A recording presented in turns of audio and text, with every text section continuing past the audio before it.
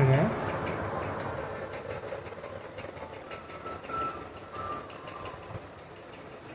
இப்போ காட்டுங்க.